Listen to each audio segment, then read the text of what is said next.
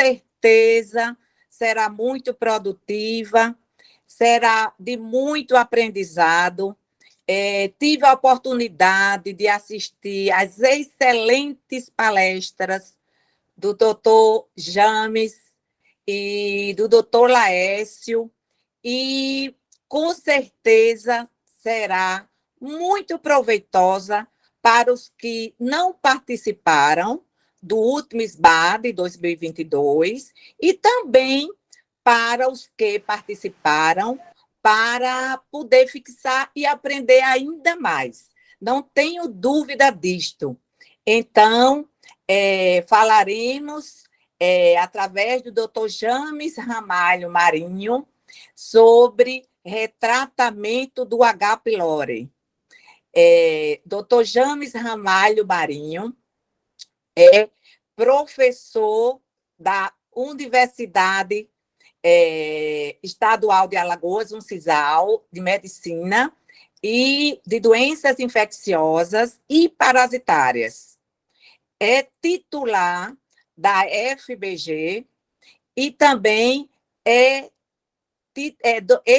ex-presidente do núcleo do H. pylori brasileiro. Então, é um nome de referência nacional que muito, muito, muito nos orgulha e abrilhantou, um dos que abrilhantaram o SBAD, e com certeza abrilhantará muito a nossa noite.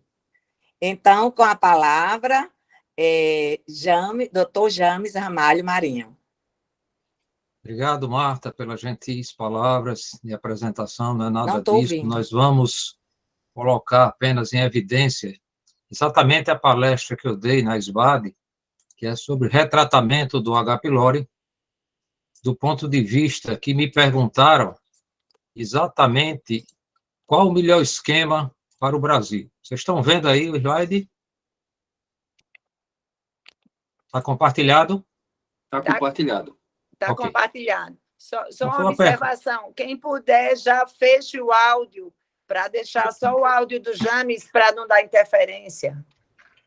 Obrigado, Leila. Então, me foi feita essa pergunta do Seminário do Núcleo Brasileiro do H. pylori, retratamento do H. pylori. Qual o melhor esquema do Brasil? Vamos ver se a gente tem alguma condição de responder esse questionamento que me foi feito. Esses são meus conflitos de interesse para essa apresentação. Bom, todos nós sabemos que a terapia de erradicação do H. pylori sofre influência de vários fatores. Eu destaco dois, que é o controle da acidez gástrica, por várias razões, seja do hospedeiro, pelo uso inadequado das doses, da qualidade do IBP, e principalmente, mais crescente no mundo inteiro, a resistência antimicrobiana do H. pylori, seus fatores de virulência, a carga bacteriana. Então, tudo isso, aliado a uma série de situações, como fumo, excesso de peso, podem interferir no resultado desse tratamento.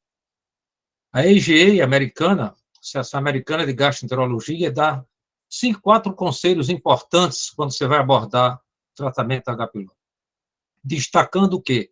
A supressão ácida, quando é inadequada, e a resistência aos antibióticos pelo H. pylori são os principais fatores que estão associados à falha de erradicação. Nós, prescritores, que dificilmente, às vezes, perguntamos, temos que revisar que antibióticos esses indivíduos usaram recentemente, pois, os senhores sabem, tem trabalho na literatura mostrando até que o uso de macrolídeo 12 anos antes da terapia de erradicação da H. pylori pode ser um fator, inclusive, de redução de resultado de taxa de erradicação favorável. E lembra que quanto maior a duração do tratamento, os índices de erradicação são mais elevados do que durações mais curtas. É inadmissível hoje se tratar H. pylori por 7 dias. Só no Japão que se faz isso, dado a questão genética e as medicações que eles têm lá.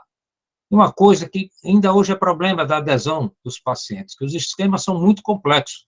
E muitas vezes o médico não tem paciência de explicar detalhadamente aos pacientes como eles devem ingerir esses 8 comprimidos por dia. Então, o que se destaca hoje é a resistência antimicrobiana. principalmente a exposição prévia à macrolídea, amoxicilina, todas as drogas que a gente usa na erradicação, a mutação que tem acontecido, o sexo feminino já é um fator limitante na taxação em comparação com o sexo masculino. Indivíduo que tem apenas dispepsia em relação à úlcera, na verdade, erradica menos. Então, são várias situações que estão envolvidas. E agora, mês passado, era o grande temor de todos nós. Tratamento do H. pylori pós-kit Covid. O que será que aconteceu no mundo? Eu trabalho no Egito, muito interessante, publicado agora em janeiro, evoluindo 270 pacientes, onde ele dividiu um esquema tríplice com esomeprazol, outro esquema tríplice com a claritromicina e um com levofloxacina, e mostrou que esses 270 pacientes, tratamento de primeira linha, entretanto que todos eles tinham tido Covid nos últimos 3 meses, antes do tratamento da erradicação, vejam, senhores, que por intenção de tratar, os índices de erradicação foram irrisórios, com claritromicina de 55%, e com o grupo de levofloxacina, 64%. Então, o uso indiscriminado de antibiótico levou os autores a concluir de que o trabalho mostra que as altas taxas de resistência à claritromicina contra a levo foram gravemente desenvolvidas já há menos de 2 anos do início da pandemia. E os regimes são ineficazes em relação às taxas de erradicação que a gente tinha antes da Covid. Era um alerta, uma preocupação que o mundo inteiro tem, e já tem trabalho mostrando exatamente o temor que a gente tinha. A resistência antimicrobiana, o trabalho sério do grupo europeu que estuda H. pylori, mostra a vocês que a resistência à claritromicina, ao metronidazol, extremamente alta, e geralmente elas são crescentes ou estáveis em todo o continente europeu, o que é uma preocupação muito grande. A claritromicina, acima de 15% de taxa de resistência, não deve ser usada. Vejam vocês, lá na Europa, em geral, é acima de 20%. E o que é que nós temos aqui no Brasil, já que a pergunta refere-se ao Brasil? A gente tem um estudo multicêntrico mais importante brasileiro, que o doutor Laércio teve a oportunidade de participar, que é a tese de doutorado do professor Bruno Sanches, lá de Minas Gerais, mostrou que no Brasil, a resistência geral, nas 5 regiões do país, já chegou a 16,9%. Entretanto, nós temos regiões no Brasil com baixíssima resistência, que o saudoso professor Jaime Natan mostrou ainda em São Paulo. Então, por enquanto, a gente ainda utiliza e recomenda a terapêutica de erradicação de primeira linha com a claritromicina. E as quinolonas, que é um grande problema crescente no mundo inteiro, no Brasil também.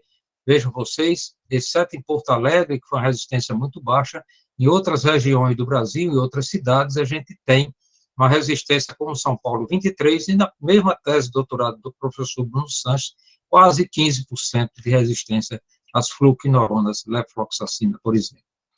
Então, o que a gente precisa entender, o grande problema é que a gente não tem genotipagem no dia a dia, o que é que a gente, na prática, pode considerar uma recaída ou uma reinfecção pelo H. pylori. Recaída, tecnicamente, seria quando a bactéria, que é responsável pela recorrência, se tratou, o indivíduo negativou, 1 ano depois ele vai dar positivo de novo. Provavelmente é a mesma bactéria. Quando você erradica de 2, 3 anos, 4 anos, pode aparecer de novo a infecção, pode ter sido uma reinfecção. Sabendo os senhores que reinfecção não é frequente e a infecção primária do H. pylori geralmente ocorre na primeira infância. Um trabalho antigo, mas infelizmente o que a gente menos tem no Brasil é a publicação. Infelizmente, se baseia muito em literatura internacional, mas um trabalho de Barbuti e de Navarro, na USP, mostrou que, em geral, a taxa anual de reinfecção no Brasil é baixa, em torno de 1,8%. E quais são os erros mais comuns na abordagem terapêutica da H. pylori, segundo o Grupo Europeu de Estudo do H. pylori? Usar a terapia tripla, onde ela é ineficaz. Por exemplo, na Espanha é proibitivo, não se usa. Prescrever terapia de erradicação com menos de 14 dias. Usar uma baixa inibição ácida. Quanto maior a potência de inibição ácida, maior a disponibilidade e eficácia terapêutica dos antibióticos, principalmente penicilina e claritromicina. Outro erro, muitas vezes o paciente alérgico à penicilina, você só quer usar a terapia tripla, a terapia quádrupla com bismuto, é muitas vezes mais eficaz do que a terapia tripla para os pacientes alérgicos à penicilina. Outro erro no mundo inteiro são N trabalhos mostrando, e na prática a gente vê no consultório, paciente que não trata, não erradica com antibiótico, o indivíduo repetir o mesmo esquema, aumentar o tempo de duração, isso é inadmissível. Usou claritromicina uma vez, nunca mais pode ser repetido. Deixar de informar o paciente, explicar a ele a importância de não falhar um dia. Cada dia menos que você toma de antibiótico, maior a chance de não erradicação. E outra falha também é terminar o tratamento e não procurar saber se o indivíduo erradicou. Isso é uma situação importante que pode ter implicações futuras. Então, uma meta-análise mostrando qual seria a melhor terapêutica de retratamento de segunda linha. Segundo esses pesquisadores, a terapia quádrupla com bismuto usando quinolona, levofloxacina, seria o que tem melhor odds ratio, em torno de 4, acima de 3 é altamente significativo. Então, esse grupo achou que a terapia quádrupla de bismuto usando quinolona é muito mais eficaz do que qualquer outra terapia no retratamento. E o que é que nós orientamos aqui no Brasil, em 2018, que foi o último consenso brasileiro? Se você faz o primeiro tratamento que usou claritromicina, ele nunca pode ser repetido. A segunda opção pode ser a terapia tripla com levofloxacina ou quádrupla com bismuto ou vice-versa. Se o indivíduo tratou inicialmente a terapia quádrupla de bismuto, ele pode usar tanto a terapia tripla com levo, essa mesma daqui, ou então essa mesma terapia tripla padrão com claritromicina, já que ele não usou anteriormente a claritromicina. Essa é a orientação que a gente tem para o Brasil, lembrando, os tratamentos idealmente de 14 dias. O consenso cita a terapia tripla com levofloxacina 10 dias, porque o único kit do Brasil disponível é com 10 dias. E para evitar problemas, terminou se orientando de 10 a 14 dias. Então, o que é que a gente tem no Brasil para dizer o que funciona e o que não funciona? Praticamente nada. Infelizmente, os senhores vão ver a pobreza de estudos. No estudo pioneiro do professor Luiz Gonzaga e sua equipe em Belo Horizonte, um estudo piloto com 12 pacientes, na saudosa época que existia a furazolidona, usando já o teste que é padrão ouro, que é teste respiratório, indivíduos com úlcera, que já são os que melhor respondem à terapêutica, com 2 tratamentos prévios sem erradicação, usando a terapia tripla com rabeprazol, levo, furazolidona apenas uma vez ao dia. Dos 12 pacientes, 10 erradicaram. Apenas 2 tiveram falha terapêutica. Uma tomada por dia, usando um bom IBP de segunda geração, e a excelente furazolidona, que lamentavelmente não dispomos mais aqui no Brasil. Professor Jaime Natan Tomás, lá em São Paulo, na USP, avaliando 62 pacientes com a terapia quádrupla, usando omeprazol, bismuto, tetraciclina e a saudosa furazolidona. No resultado dele, a terapia quádrupla teve índices inaceitáveis em São Paulo, de 67% a 63%, diferente do esquema tríplice de Belo Horizonte, que deu 83%. Professor Bruno Sanches, na sua tese de mestrado, avaliou essa terapia tripla com levofloxacina, furazolidona e rabeprazol, mesmo do esquema piloto do professor Gonzaga, comparando com a terapia quádrupla com bismuto, também usando furazolidona e a doxiciclina, um tipo de tetraciclina. O que é que ele achou? O esquema tríplice e o esquema quádruplo não tinha diferença estatisticamente significante das taxas de erradicação. Ambos se equivaliam e poderiam ser usados. Infelizmente, a gente não tem no Brasil, há muitos anos, a furazolidona. Mais uma terapia quádrupla com bismuto, tudo para retratamento. Vejam, senhores, o índice também do grupo lá de Barbuti e Jaime Natan, na USP, mostrou resultados insatisfatórios, usando agora 2 vezes por dia, entretanto, por 7 dias. Esses são estudos que a gente tem disponível na literatura brasileira. Infelizmente, o grande problema nosso é que não se pesquisa, não há incentivo para isso, não há estudo para a gente apresentar.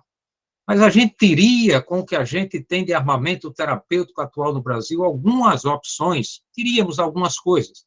Adicionar bismuto a qualquer esquema de tratamento H. pylori, seja de primeira, segunda ou terceira linha, isso sempre dá um upgrade nas taxas de erradicação. O somatório do bismuto é extremamente eficaz. A moxifloxacina, que é uma quinolona de terceira geração que a gente tem no Brasil, não tem experiência no Brasil de tratamento. A nitazoxanida, o pessoal da Bahia trata muito H. pylori com ela, segundo ele, sem trabalhos publicados, mas com boa resposta dos indivíduos. A gente tem um antibiótico aparentemente muito bom para infecções intestinais não absorvíveis, a rifaximina. Será que ela serve para H. pylori? A terapia dupla de altas doses, altamente eficaz nos países europeus. Vamos ver o que é que a gente podia usar e esperar aqui no Brasil. E mais recentemente, o ano passado, chegou ao Brasil um novo grupo de inibidores da acidez gástrica, os inibidores seletivos do canal de potássio que a gente tem no Brasil, o vonoprazan. Talvez esse ano a gente tenha mais um lançamento no mercado que estamos aguardando. E o que o professor Laércio vai abordar depois de mim, será que probiótico realmente funciona na chance de erradicação? Então, por exemplo, a terapia tripla com levofloxacina, se você usa isoladamente, isso é um estudo europeu muito grande, mostrando, se você usa ela sozinha, a taxa de erradicação chegou a 81%, mas se você adiciona bismuto a esse mesmo esquema tríplice, isso já passa para 88%. Ou seja, o adicionar bismuto sempre dá ganho em qualquer esquema. Como eu estou falando de retratamento, eu estou apresentando o retratamento. Tanto que o último consenso de Maastricht, publicado ano passado, em agosto, os senhores observem aqui que já no esquema de segunda linha, ele já coloca terapia quádrupla com levofloxacina nos 2 braços de erradicação, e esse é o consenso mais respeitado do mundo inteiro. E a moxifloxacina, que a gente tem no Brasil, com preço extremamente caro, os resultados não são muito favoráveis, exceto um estudo alemão que, diferente dos demais, mostrou uma taxa de erradicação de 95%. Curiosamente, a taxa de erradicação por intenção foi maior do que por protocolo, que isso, na verdade, é uma coisa que não existe, mas não sei, a publicação está dessa maneira. Mas a moxifloxacina, a gente não tem estudo nacional, tudo que a gente vai apresentar é estudo estrangeiro, mas a gente tem a droga no Brasil, não sei a população brasileira qual seria a resposta. A nitazoxanida, essa meta-análise, mostrando a avaliação combinada da terapia de primeira linha de resgate, mostrou taxa de erradicação de 86%, quando você seleciona pacientes com falha de erradicação, nesse caso a meta-análise avaliou o subgrupo com 230, a taxa de erradicação foi 85%, razoável em se tratando de segunda linha. A rifaximina, antibiótico excelente para várias situações, né, para síndrome do intestino irritável, para supercrescimento bacteriano do intestino delgado, mas para a erradicação do H. pylori, os resultados são risíveis e irrisórios. Ela não deve ser recomendada, em hipótese alguma, para o tratamento do H. pylori. Lembrando que no Brasil, uma caixa de rifaximina custa em torno de R$ 650. E as terapias de duplas de alta dose? Os resultados europeus para retratamento, os senhores observam o desreito de 1,34, é relativamente baixo, mas em tratando de porcentagem, na Ásia, a taxa de erradicação de 89,3%. A gente ainda não tem, nos ocidentais, esquema de retratamento com terapia dupla. Entretanto, a terapia dupla de altas doses na Europa mostrou em estudos pilotos a taxa de erradicação de 41%. Totalmente inadmissível e não deve ser usada de maneira alguma. O grupo europeu não recomenda, porque lá na Europa o índice foi muito fraco. Esquemas com vonoprazan, uma droga espetacular, com resultados espetaculares no Japão, mostrando indivíduos com esquema de primeira linha, comparado com segunda linha com os demais, mostrando uma taxa de erradicação ou desreito em torno de 1,5. Não foi tão elevado, mas eles recomendam como uma boa opção qualquer regime que se utilize o vonoprazan no Japão. Então, eles concluem que ele tem uma superioridade significativa em comparação aos regimes nos japoneses utilizados com IBP.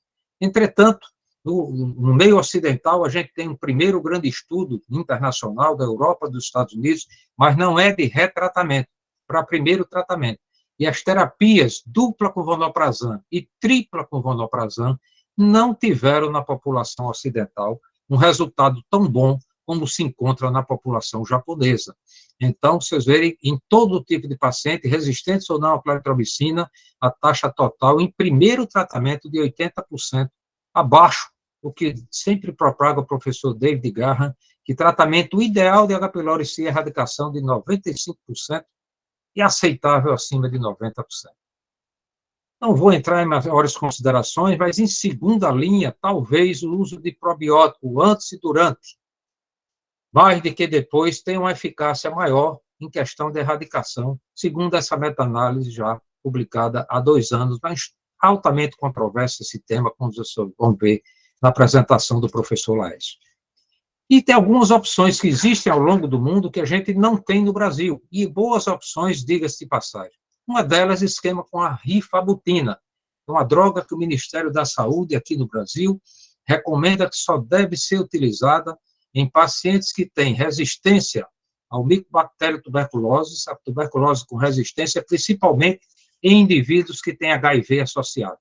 Entretanto, estudos internacionais mostram taxas de erradicação até de sexta linha de 75%.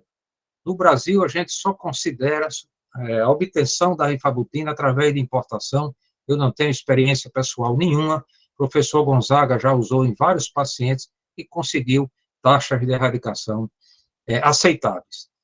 Essa droga talvez seja de difícil liberação no Brasil, um país que ainda é endêmico de tuberculose, com muitos casos de SIDA, e que se fosse começar a usar, como se usa a azitromicina, daqui a pouco ninguém vai ter H. pylori, mas vai se morrer de tuberculose e de complicações da AIDS, provavelmente. A melhor droga que se descortina no mundo e na Europa para o tratamento da H. pylori, seja de primeira linha, seja de resistência, é o tratamento 3 em 1. É o tratamento quádruplo de bismuto, onde uma cápsula contém bismuto, metronidazol e tetraciclina, e você adiciona o IBP. Não se iludam, a quantidade de comprimido aumenta, são 14 por dia. 12 do 3 em 1, que é o Pilera, e 2 do IBP.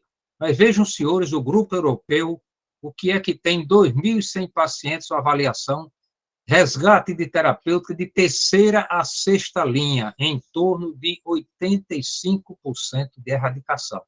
De terceira a sexta linha. Então, realmente, é uma droga extremamente eficaz, não é barata, é possível se importar aqui no Brasil.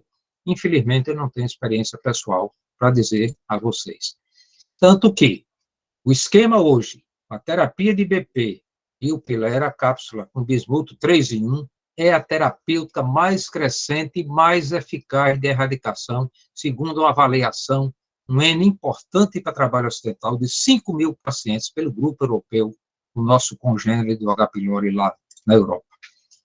O professor David Garran, em todas as suas apresentações, diz que nós devemos abordar o H. pylori como os infectologistas, porque é um processo inflamatório e a gente teria que usar o mesmo raciocínio, por exemplo, da infecção urinária. Mas eu não conheço trabalho na literatura que mostre 100% de erradicação se você isola o H. pylori, ou faz a técnica de PCR, ou faz cultura. Vejam vocês, a taxa de erradicação de primeira linha, 92, 91, 79. A gente não tem disponível no Brasil, infelizmente, do ponto de vista de laboratório privado, para a gente poder pegar uma biópsia nossa, para pedir genotipagem e para pedir do ponto de vista de sensibilidade antimicrobiana, isso é indisponível no Brasil. Em um trabalho recente agora, muito recente do ano passado, comparando terapia empírica com terapia guiada por cultura, vejam vocês, teve um odisseito importante, mas falhou em alcançar taxas de cura acima de 90%. Dos trabalhos todos, apenas 15, 44% adquiriram 90%, e 6 de todos esses apresentados acima de 95%. Então, não é como infecção urinária, onde você faz a urocultura, geralmente erradica com segurança com antibiótico que você escolhe. O H. pylori é trabalhoso, é um bichinho chato que nos dá bastante trabalho.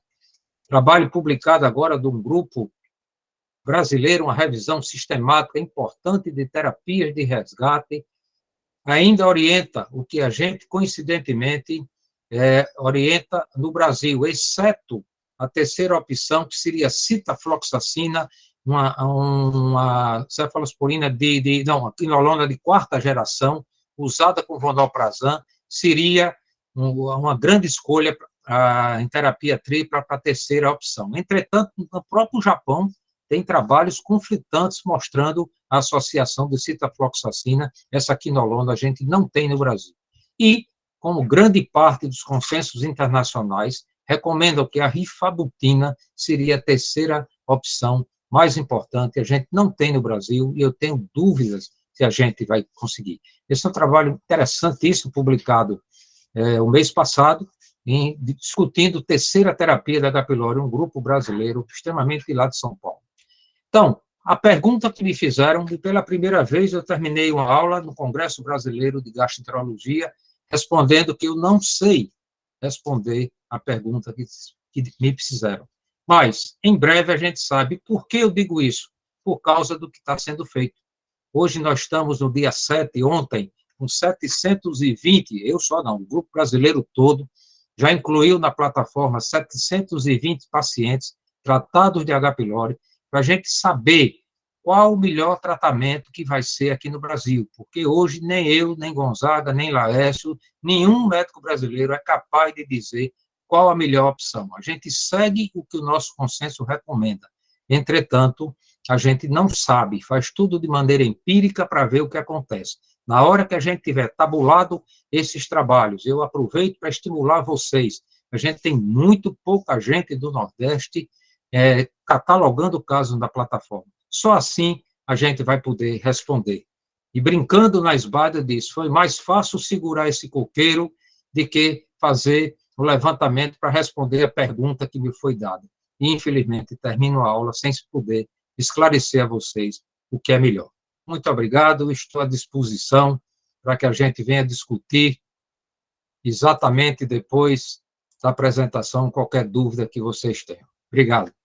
Obrigado, Marta, pelo convite, uma honra, Vanina, uma satisfação muito grande de poder produzir James, essa pela aula com vocês. excelente palestra, você sempre nos ensinando, sempre competente em suas afirmações, em seus estudos, em suas pesquisas, e nos engrandece e nos orgulha a todo o Brasil, não só ao nosso estado.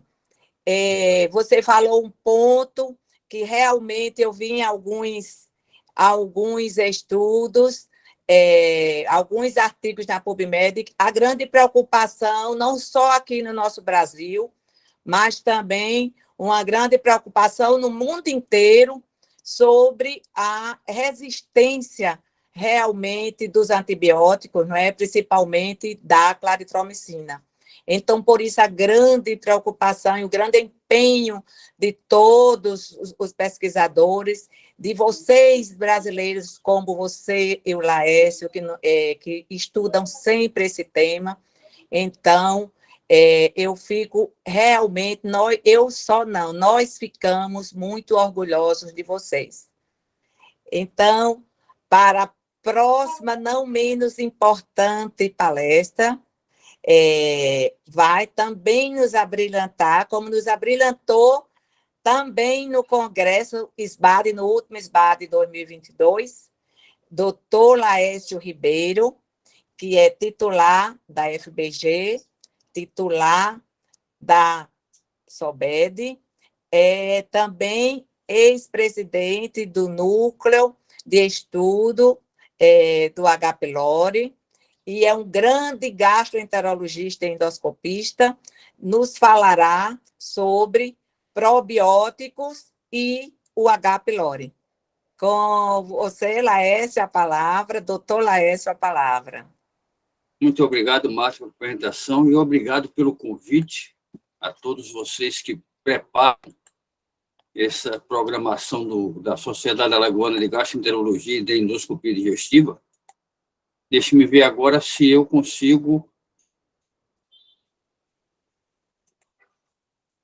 Já conseguem ver?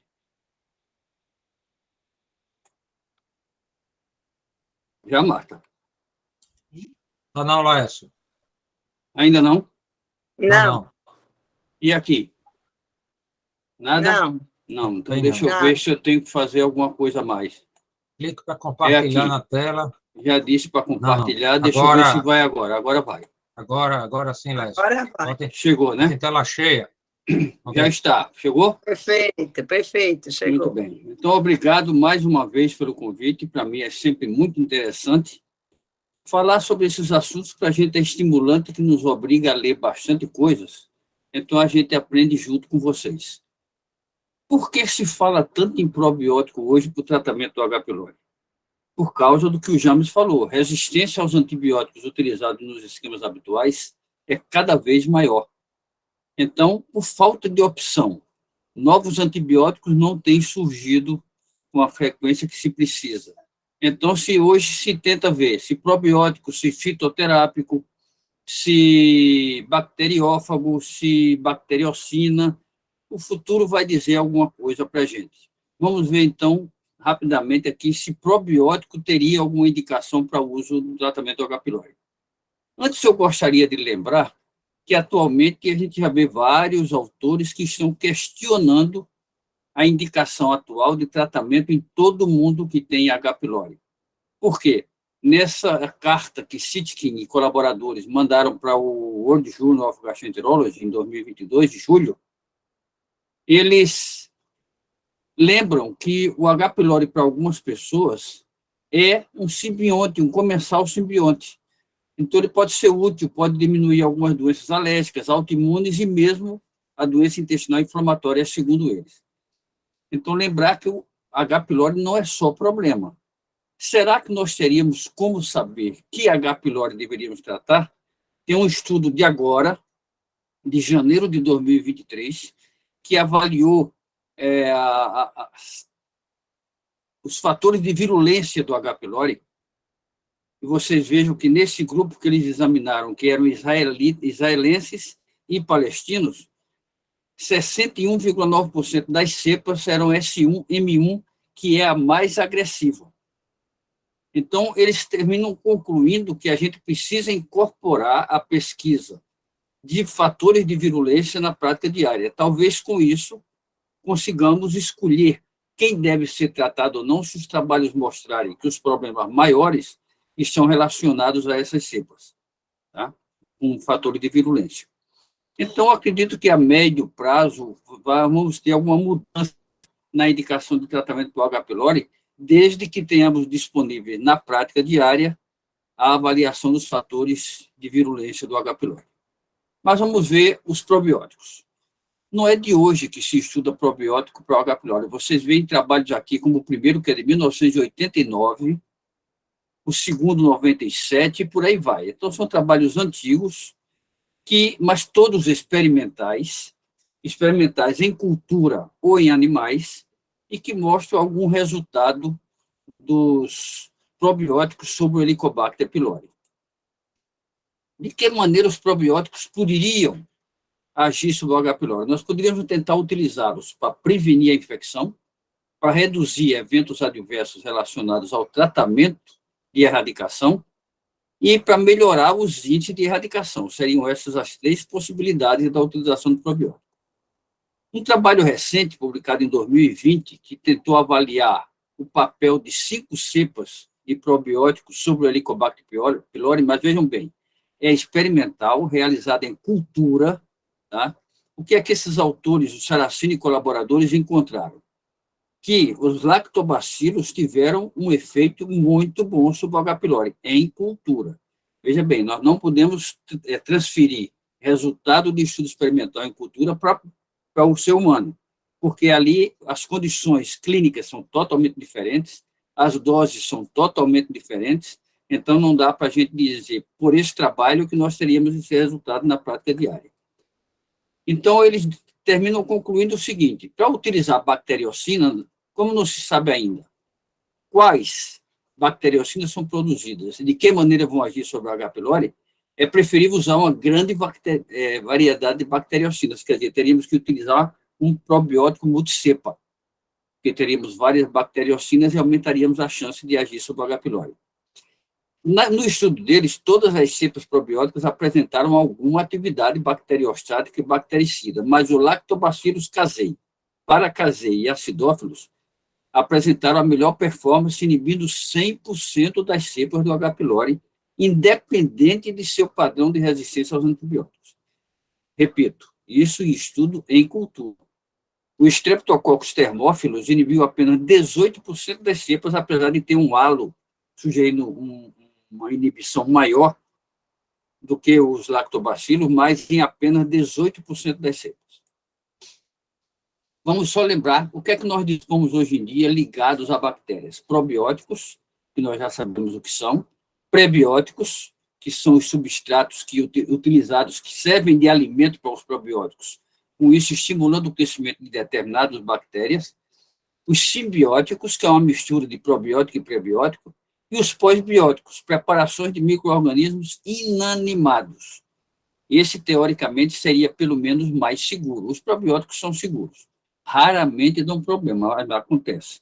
Vocês vão ver na literatura infecções generalizadas em indivíduos com imunidade muito baixa usando probióticos. Apesar de todas as dúvidas que temos na literatura, vocês vão encontrar à venda probióticos prometendo erradicar o H. pylori. Então, vocês veem aqui com 90 cápsulas, R$ 325, e outros, agora não é só aqui não, tá? Na Europa vocês vão encontrar também, nos Estados Unidos também. Então, você vê aqui um H. pylori Fight, publicado nos Estados Unidos, e ele também promete ajudar a erradicar o Helicobacter pylori. De que maneira eles poderiam agir sobre o H. pylori? Uma das formas é a produção de substâncias que inibem ou matam o H. pylori, que são as bacteriocinas, ou competem com o H. pylori pelos locais de adesão nas células epiteliais gástricas. Então, pela competição, eles liberariam o H. pylori, que seria mais fácil de ser erradicado. Redução da liberação de fatores inflamatórios por regulação da resposta imune do hospedeiro. Seriam basicamente esses dois mecanismos principais da ação dos probióticos sobre o Helicobacter pylori. Mas se administrarmos os probióticos concomitantemente ao uso de antibióticos, vejam esse trabalho aqui, trabalho de Ney e colaboradores, que avaliou a susceptibilidade dos probióticos aos antibióticos. Eu marquei aqui 2 antibióticos que nós utilizamos habitualmente no tratamento de erradicação. A amoxicilina. Apenas o Lactobacillus reuteri protectis DSM 17938 era resistente. Todo o resto sensível. Com exceção lá embaixo, o Saccharomyces boulardii, que é um fungo resistente a todos os antibióticos. Claritromicina. Apenas o Lactobacillus casei, variedade Rhamnosus, LER 35 é resistente. Todo o resto não. Nós temos ainda alguns Bacillus clausii que são resistentes. Mas se vocês pegarem os que são resistentes à claritromicina, são sensíveis à amoxicilina. Então, como será que ficaríamos utilizando os probióticos junto com os antibióticos que nós utilizamos no tratamento de erradicação? Esse é um outro trabalho mostrando susceptibilidade dos probióticos à tetraciclina, amoxicilina e rifampicina. E vocês vejam bem, efeito dos probióticos na erradicação. Se você olhar este trabalho, os índices de erradicação com ou sem probiótico não houve diferença estatisticamente significativa. Então, aparentemente, não é válido utilizar probiótico como tratamento de erradicação. E dos sintomas dos eventos adversos, só houve diferença estatisticamente significativa para distensão abdominal. Todo o resto teve uma pequena diferença percentual, alguns como do epigástrico até menor no grupo com probiótico, mas não teve nenhuma diferença estatisticamente significativa em nenhum dos outros sintomas. E os efeitos dos probióticos ainda na erradicação. Vejam bem essa meta-análise, sugerindo, tentou avaliar a suplementação de probióticos na erradicação do H. pylori e sobre os efeitos colaterais. Então, vejam bem, 33 trabalhos randomizados e controlados, com um total de 4.459 pacientes. Este é o forest plot dessa meta-análise, mas vejam bem, em relação à erradicação, aumentou a erradicação, mas vejam bem, aumentou em 12%. deu um odd ratio aqui de 1,12. Heterogeneidade, 18% aceitável. Para os eventos adversos, o Forest Plot mostrou que também diminui os eventos adversos, mas a heterogeneidade é de 72,2%. Inaceitável. Então, apesar desse resultado, e se vocês olharem grande parte dos trabalhos aqui, essa linha cruza a linha vertical do Forest Plot. Isso quer dizer que não há diferença estatisticamente significativa na maioria dos trabalhos. Aqui eu estou dando para vocês a literatura, se vocês precisarem, tá, do que eu vou apresentar no quadro a seguir. Está toda a literatura aqui. Dos trabalhos todos, o Dilu e colaborador de 2016 não mostrou melhora nas taxas de erradicação. Todo o resto teve alguma vantagem, com a média de 12%. Este último, de Losur e colaboradores, publicado em 2018, que teve uma heterogeneidade de 83%, então aqui é tudo meta-análise. O que é que eles encontraram? Usando lactobacilli, erradicaram o H. pylori em 30 de 235 pacientes, 12,7%. O Saccharomyces boulardii conseguiu erradicação em 10,5%. E os probióticos multicepa em 13,3%, um pouquinho maior do que o lactobacilli. Então, se vocês olharem esses índices, como monoterapia, não tem lógica nenhuma, mas demonstram que os probióticos têm alguma ação sobre o Helicobacter pylori. Se erradicam em pequena quantidade, mas erradicam, então tem. Agora, vamos repetir. Será que utilizando probiótico, no momento que estamos usando antibiótico, isso vai ser útil? Não sabemos ainda. O que é que dizem os consensos e as diretrizes nacional e internacionais?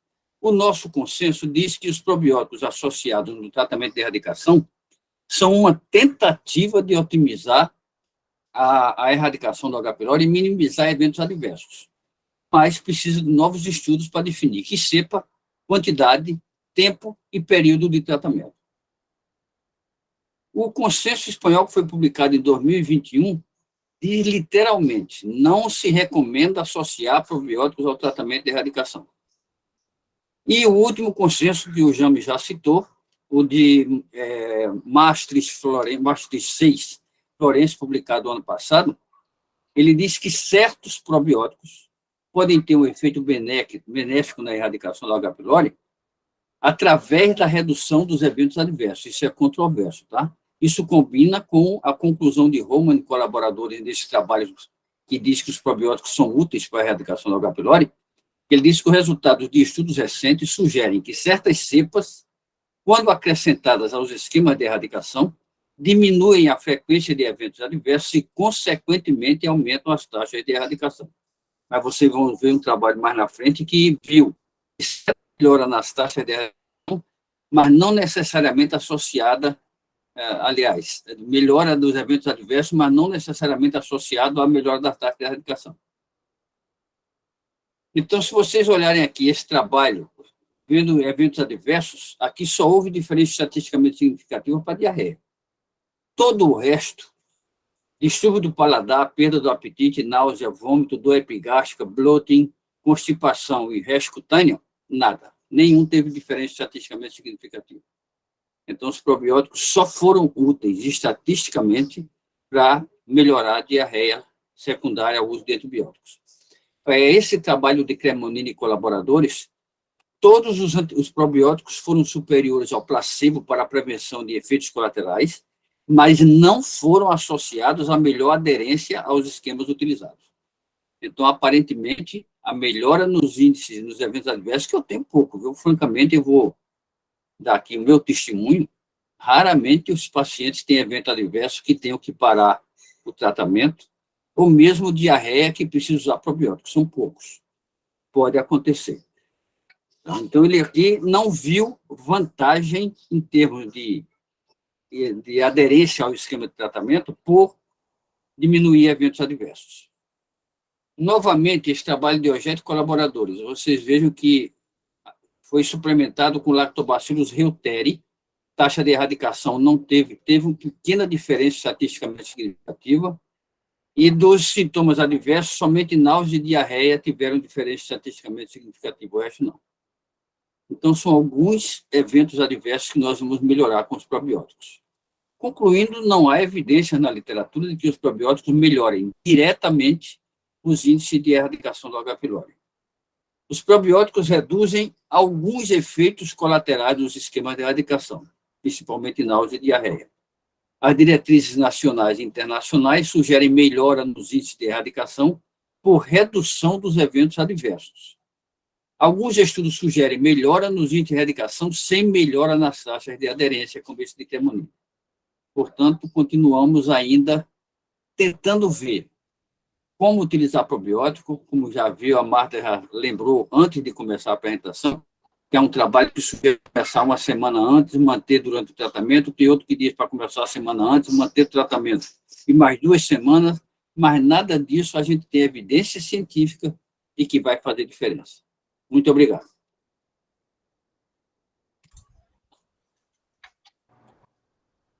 Muito obrigada, doutor Laércio, pela excelente aula. Muito obrigada pelo convite. Doutora Marta, eu acho que o microfone está desligado. Eu acho que sim. O telefone da Marta está desligado. Vanina, a Marta acho que não consegue nos ouvir, Vanina. É verdade. Deixa eu ver aqui. Marta, som, Marta. O som, doutora Marta. Marta foi no banheiro. Quer, por enquanto, né, abrir a discussão, o que é que vocês acham? Né, Pode ser. Se tem algumas perguntas, né, vamos começar com o professor James, que eu estava vendo alguns estudos, né, professor, que eu quero saber se o senhor acredita que existe infecção do H. pylori na cavidade oral, né, se isso está ligado à reinfecção do H. pylori, né, essa presença de H. pylori na cavidade oral. Vanina, obrigado pela pergunta. Eu queria aproveitar para dizer o sucesso da reunião. É uma pena que Marta está falando, pensando que a gente está ouvindo, e a gente passando por cima dela aí, porque ninguém ouve. E ela desligou e não está ouvindo a gente falar.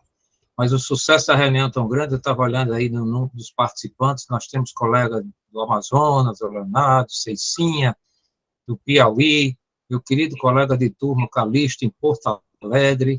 Então, você, Carla, Marta, estão de parabéns por essa reunião. Mais de 60 participantes a gente teve durante a noite. Então, uma alegria muito grande poder participar dessa reunião, o convite que você me fizer.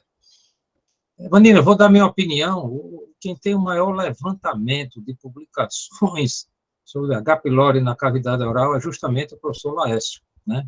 Pedido até do professor Gonzaga para que ele apresentasse isso. O que a literatura diz, com muita coisa em H. pylori, é controverso. Mas vários estudos mostram que, se você fizer tratamento periodontal antes ou concomitante ao tratamento da erradicação da H. pylori, você teria menor reinfecção e maior taxa de erradicação.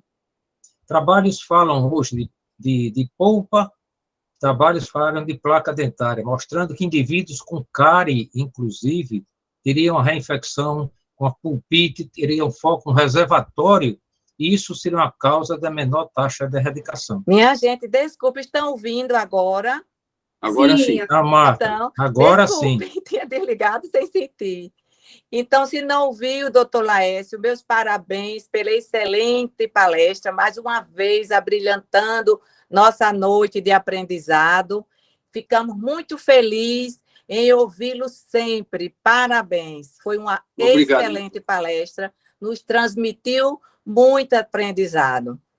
E muito gostaria muito de apresentar nossa moderadora, a doutora Vanina Ávila, que seguirá com as dúvidas, as perguntas de todos os colegas. Vanina, você com a palavra. Muito obrigada, Marta, pelo convite. Eu estava conversando com o professor James sobre a presença de H. pylori na infecção da cavidade oral. Que pode ser uma das causas de reinfecção, né, de H. pylori aí. Ele para o doutor Laércio, né? Questão prática, Vanina. a gente não tem uma coisa mais importante, que é a identificação do H. pylori na mucosa gástrica para você fazer o teste de sensibilidade, seria muito mais importante para a gente qualquer coisa. Imagine a gente sair pesquisando H. pylori na cavidade oral aqui. Então, isso os trabalhos mostram, eu quero que o Laércio se manifeste, mas, assim, eu não tenho juízo de valor realmente do que eu já li.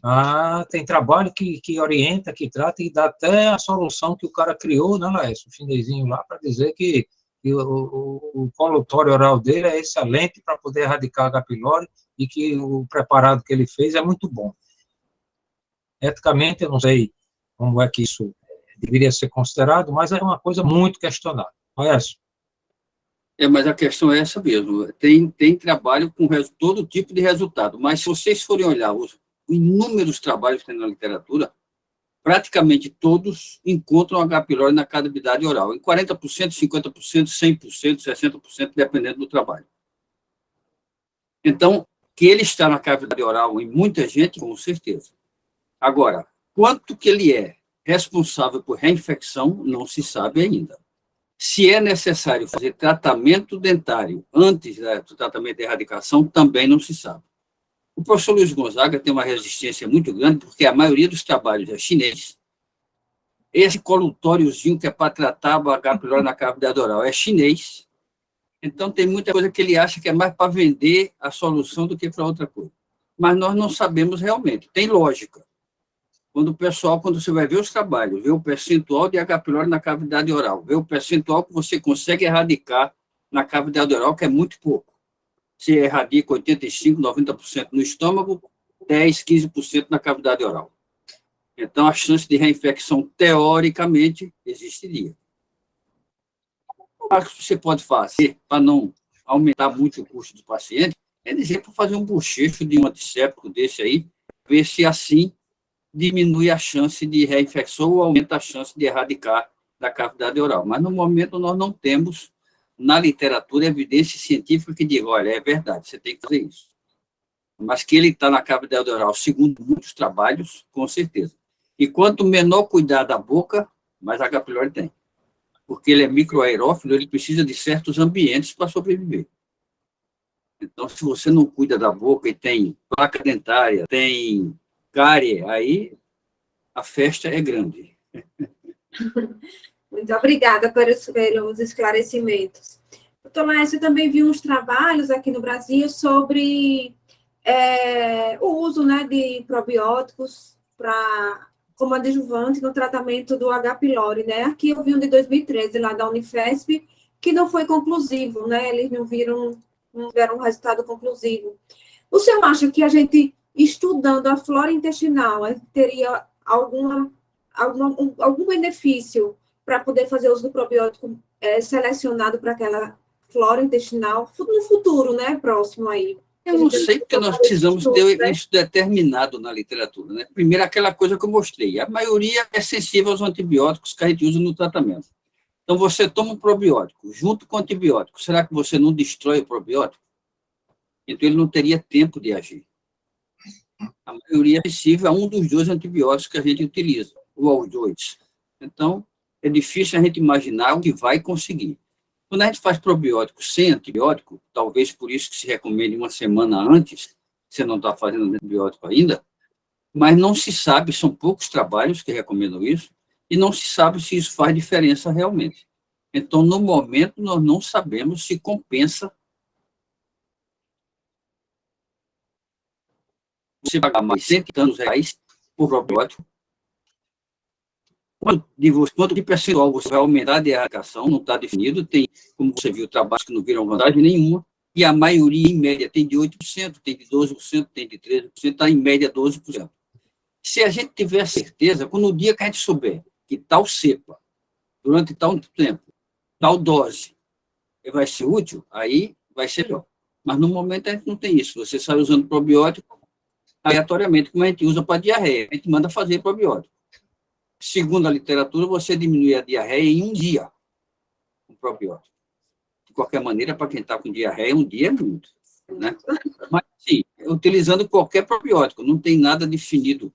Os laboratórios já se dão ao luxo e lançar probiótico para síndrome do intestino irritável, para constipação intestinal, nada disso está definido, não. Sim. E eles lançam o mesmo nome do probiótico, mudam um pouco a apresentação e dizem que é para síndrome do intestino irritável, é para constipação intestinal, é para diarreia, para não sei o quê. Não é assim. No momento, nós não temos. Eu acho que no futuro nós teremos. Eu digo sempre que no futuro nós vamos tratar autismo, Parkinson com probiótico. Mas tem que saber qual é a cepa ou qual é o metabólito. Talvez a gente não precise fazer a cepa. É fazer o metabólito de determinada cepa. Eu acho que eu citei lá no Congresso, tem um trabalho recente, que eles fizeram tratamento de Clostridium difficile com transplante fecal estéril. E eles filtraram as fezes, quer dizer, as bactérias não passavam, mas não é estéril entre aspas, porque tem vírus, tem metabólito e tem fragmento de bactérias. Eles conseguiram o mesmo resultado que fazendo o transplante fecal, mas foram só 5 pacientes. Então, não dá para dizer que esse trabalho é definitivo, a gente vai ter que esperar. Mas eu acho que o futuro talvez seja usar metabólito ou bacteriocina específica, seja o que for, dos probióticos. Muito obrigada pelo esclarecimento. A gente podia abrir agora, né, as dúvidas para a plateia, né, doutora Marta? Doutora Leila, tem alguma dúvida? Sabe, doutora Marta, esqueceu. A Martinha está falando, eu falo, eu posso falar depois de Martinha. Não, desculpa, Leila. Não, olha, doutor Laércio, é só uma colocaçãozinha sobre o que nós estávamos falando antes da palestra, sobre aquele grupo de estudo europeu do H. pylori. O que eu observei é que eles são grandes entusiastas dos probióticos. Então, eles falam muito dos benefícios dos probióticos e estão sempre em fervorosa, né, com esses novos estudos. E eles falam também que uma das benefícios do uso do probiótico em relação ao H. pylori é o equilíbrio da microbiota, já que, usando esses antibióticos por um tempo mais longo, há uma desbiose mais acentuada. E eles também são entusiastas em até adiantar que os probióticos realmente ajudam no esquema terapêutico do H. pylori.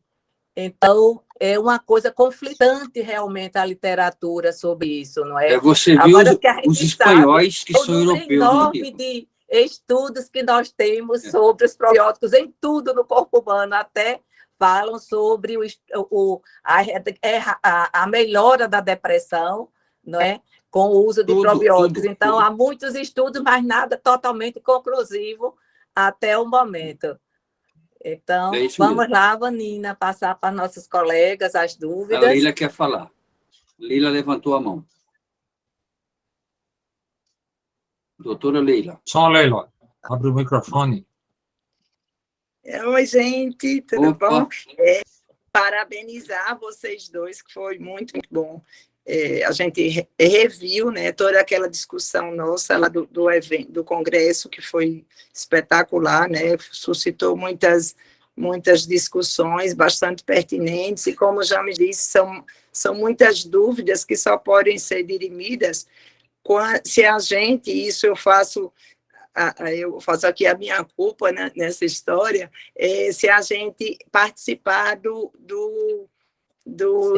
estudo, né, que o Jaime está conduzindo. Temos que participar do registro brasileiro.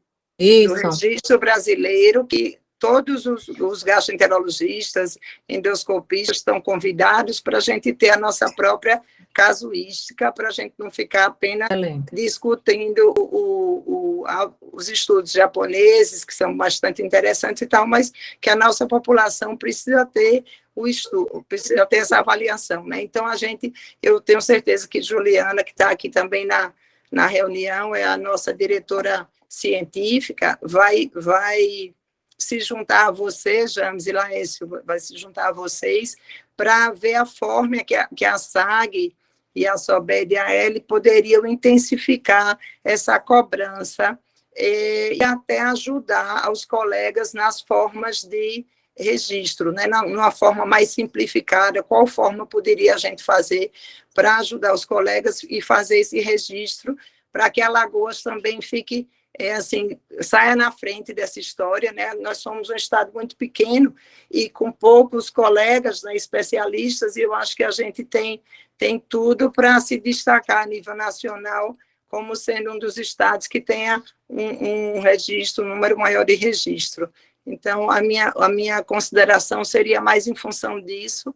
Eu acho que fica aí a dica para a nova diretoria, para ver com James, ficar aí ao lado de James e Laércio, como nós todos poderíamos participar de forma mais efetiva desses estudos, né? E que colocar o nosso estado em destaque nacional nesse registro. Mas parabenizar, foi excelente. Registro é muito fácil, é facílimo. Depois que se faz a primeira vez, não tem mais segredo. No Congresso, nós colocamos uma pessoa da Itânio, que é o responsável pelo site da FBG, do núcleo, que foi quem assumiu esse registro, foi quem fez todo o esquema, traduzindo do espanhol para cá, e ela ficou lá durante todo o evento, orientando quem queria participar do registro, como é que faria. Aí eu não sei quantas pessoas foram, né, mas eu tinha sempre alguém lá conversando com ela. Mas é fácil, não tem dificuldade nenhuma. Se entrar no site do núcleo, vai ser orientado, tem uns filmezinhos que orientam como fazer. Eu fiz um Vamos resumo fazer também de todos, roteiro, então. não é muito fácil, para você vai lendo aquele roteiro que eu mandei no Zap para todo mundo. Muito simples, não tem dificuldade, não entendo. Eu já fui abordado do colega do Janeiro, é muito complicado, não tem nada complicado. Eu estou com 49 pacientes incluídos já. Aqui no Nordeste tem pouca gente. Um dos que mais colocam sou eu e o Laércio. Realmente, o interesse é nosso. E outra coisa, quem colocar e tiver um número de casos suficiente, quando sair publicação, vai sair como coautor. Isso é importante para todos nós. E o mais importante é a gente conhecer nossa realidade. Tudo bem, é interessante eu saber, mas eu quero saber se na Índia o melhor esquema é isso, aquilo. Eu vivo no Brasil. Então, como eu digo, da mesma maneira que eu não aceito que o tratamento sejam 7 dias, que eu não sou japonês, nem trato japonês, a gente tem que usar 14 dias como é o resto do mundo inteiro. Então, não tá, porque a minha experiência é tratar com 7 dias. Minha experiência, na ordem de relevância de estudo, a opinião do autor não vale nada. É uma coisa de menor força de evidência. Não mesmo, não mesmo. Vale nada. No Congresso, despertou muita atenção um estudo, assim, posso dizer, um estudo piloto que James tinha, né, ainda não registrado e não assim, ainda divulgado, de alguns pacientes que ele tratou com terapia dupla, com o Iselme e com a amoxicilina. Muita gente se interessou, inclusive eu, porque eu sempre acho, James e Laércio, vocês que estudam muito H. pylori, que assim, a gente, no passado, era uma dificuldade a gente tratar o vírus da hepatite C com tantas medicações, tanta coisa. Hoje em dia, a gente trata o vírus da hepatite C com um comprimido só, com a associação das duas drogas por 3 meses e resolve a história, sem praticamente efeito adverso.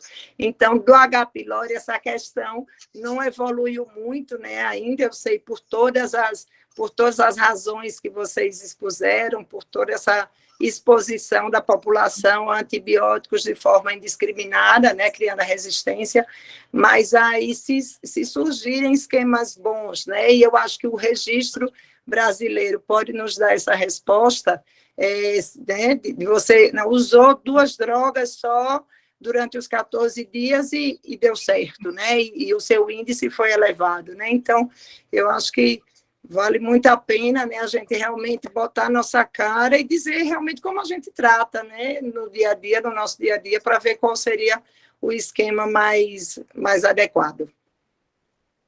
Ok. Lembrar só que quem quiser usar o esquema duplo tem que ser em dose maior, mais vezes durante o dia, senão não vai conseguir resultado nenhum. O que a gente precisa também é que a indústria farmacêutica se anime a trazer novas drogas, né? Nós estamos aqui na plateia com dos gerentes de produtos da AMS assistindo a nosso debate aqui, nossa reunião, quer dizer, a reunião de Alagoas, despertando interesse do gerente nacional de produto da AMS, o Felipe, que está na audiência aí, já mandou um zap, eu vi na lista que ele está aí. Então, a indústria farmacêutica precisa também chegar junto. Tem sido cobrada há muitos anos para trazer novo lançamento de medicações aqui, a gente não tem. A gente perdeu o Birmuto, a gente perdeu o furazolidona, a gente, tetraciklina às vezes é problema, então a gente não tem opção. No mundo inteiro está sendo chegada, o Pilera chegou nos Estados Unidos, já tem vários países da Europa, é uma droga cara, mas é uma opção, para quem puder comprar, a gente tem que ter alguma coisa. Então a gente quer fazer um novo consenso brasileiro para discutir o quê? O sexo dos anjos não tem nada novo para poder apresentar, é uma tristeza. A população cada vez mais resistente, você usando medicação e a gente sofrendo. Eu tenho feito realmente, tenho usado como quarta terapia, terceira terapia, a terapia dupla de overdose com vodorazan e amoxicilina 4 gramas. Esses esquemas de terapia dupla variam muito no mundo inteiro. Tem com 3 gramas de amoxicilina, uso 2 vezes o vonoprazan.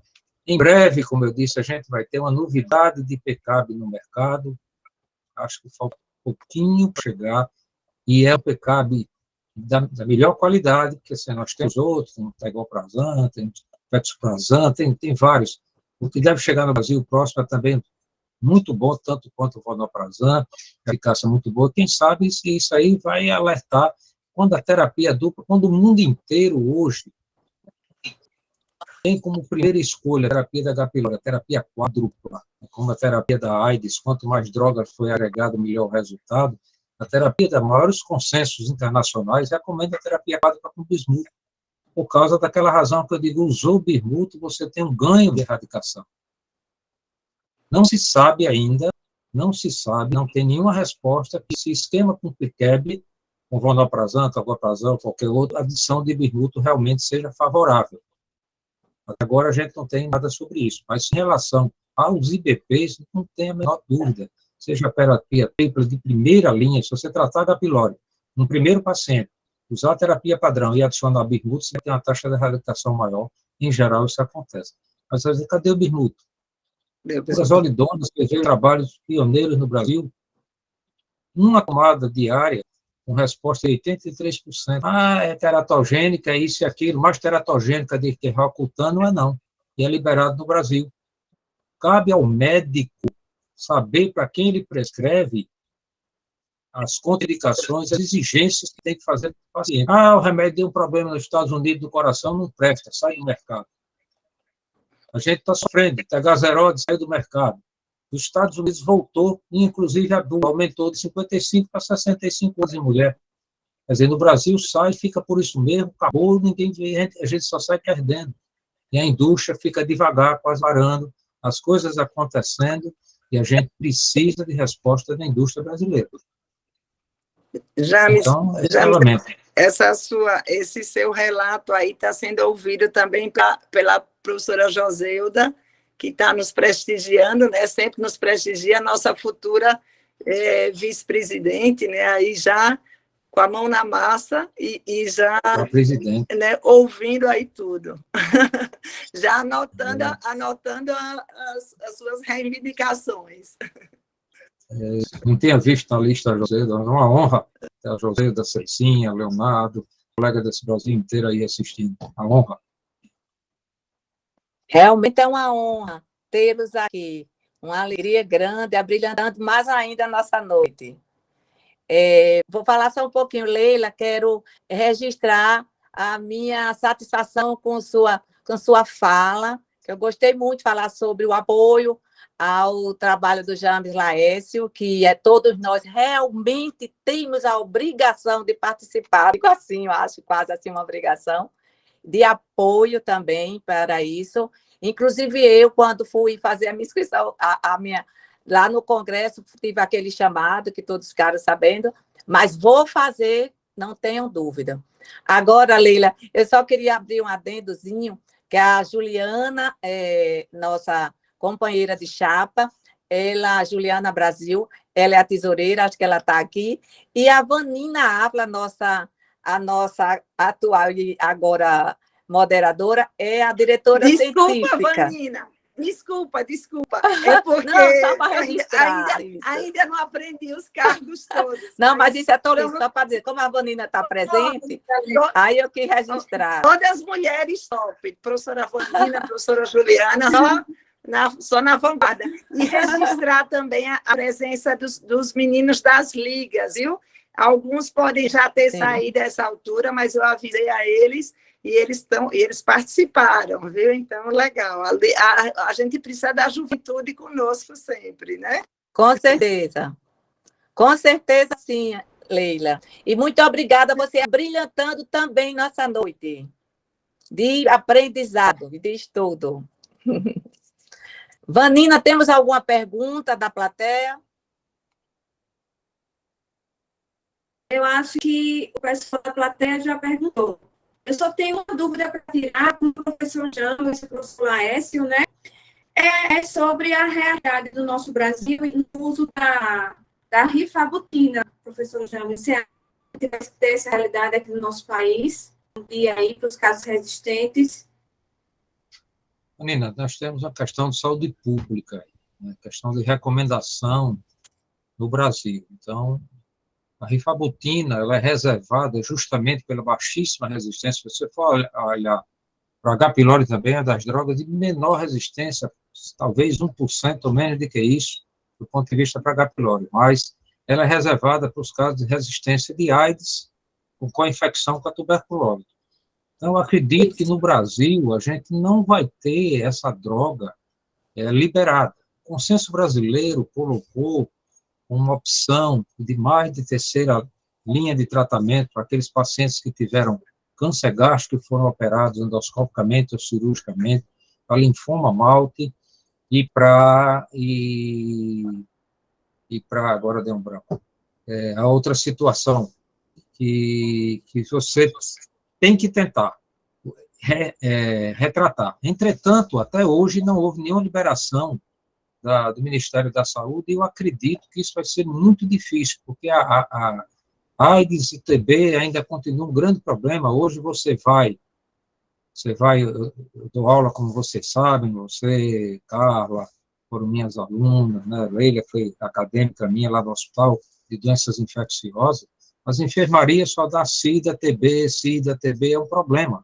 Então, enquanto a gente tiver essa realidade, a gente não pode lançar mão de uma droga que tem eficácia nesses casos, para o brasileiro não morrer de uma doença tão antiga como a tuberculose, em detrimento para poder utilizar no H. pylori.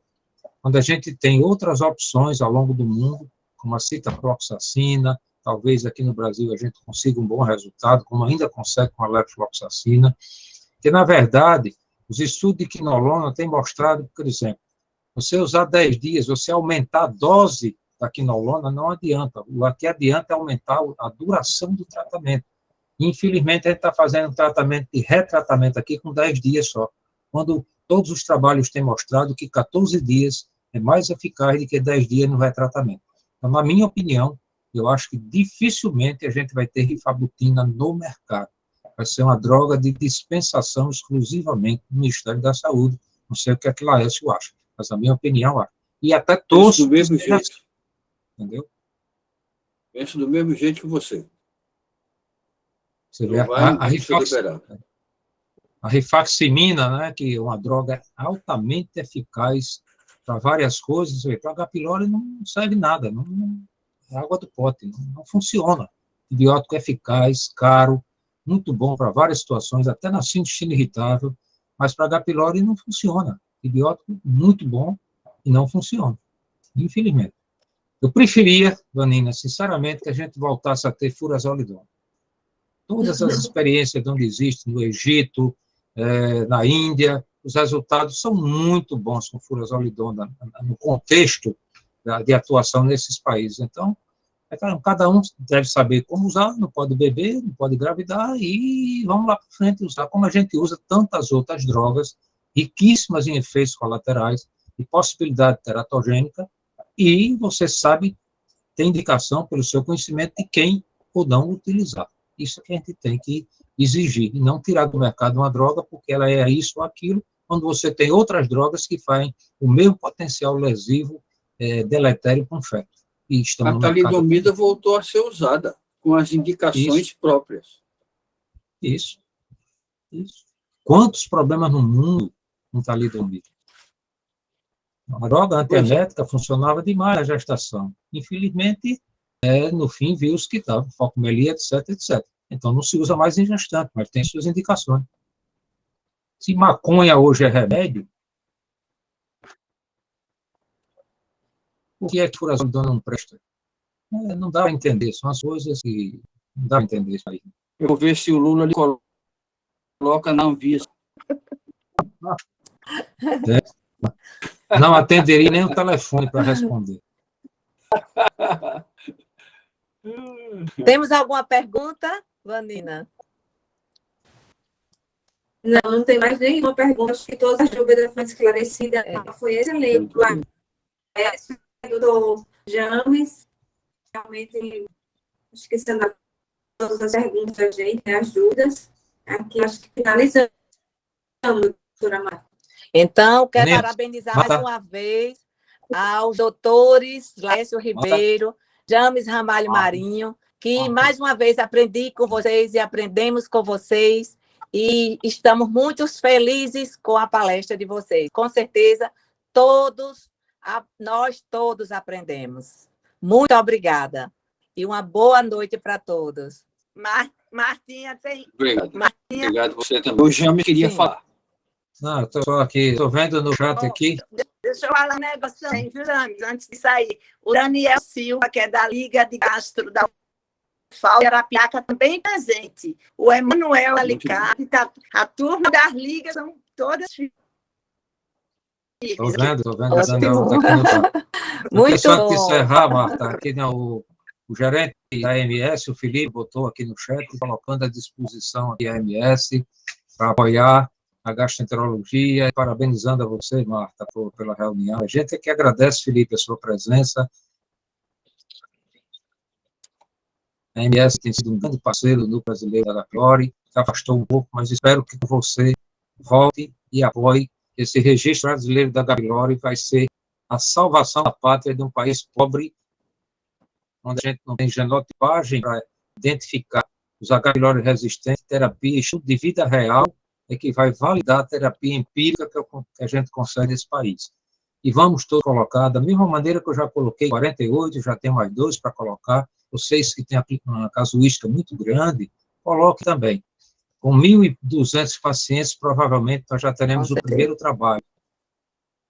Mas eu agradeço muito o convite, é uma honra, vocês sabem que eu gosto muito de falar, para dar aula para mim, é a maior satisfação do mundo. Tem no grupo aqui vários e vários ex-alunos, a gente vê a Leila falar dos meninos da Liga, vocês aqui, Vanina, Carla, que já foram as meninas do professor James, do ponto de vista de aluna, a Leila, acadêmica do HDT, do Eduardo Leila, né? Como tantas outras aí, e colegas boas aqui, aí é que a gente vê que está chegando a idade e a velhice, vocês aqui têm que assumir esse papel aqui, mas muita honra, a gente sempre defende esse trabalho associativo, sempre gostei disso, e estou sempre à disposição, Marta, Nina, Carla, para quando acharem conveniente que eu possa contribuir de alguma maneira, a gente falará com todo prazer, eu e Laércio, com certeza, né?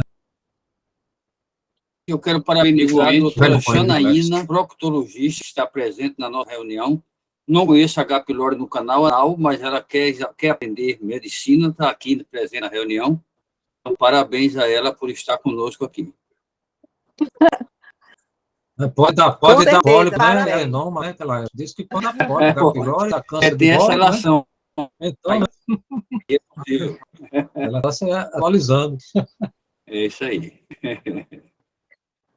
Muito obrigada a vocês, estou muito feliz com a presença de todos, que todos juntos abrilhantam cada vez mais nossas mesas redondas. Sem a presença de vocês, nada disso poderia ser feito. Então, agradeço tanto aos palestrantes quanto à plateia, todos os colegas que participaram. Muito obrigada e boa noite. Ivanina, nossa moderadora, parabéns. Boa noite. Tchau. Obrigada. Saindo já. Tá. Boa noite. Não.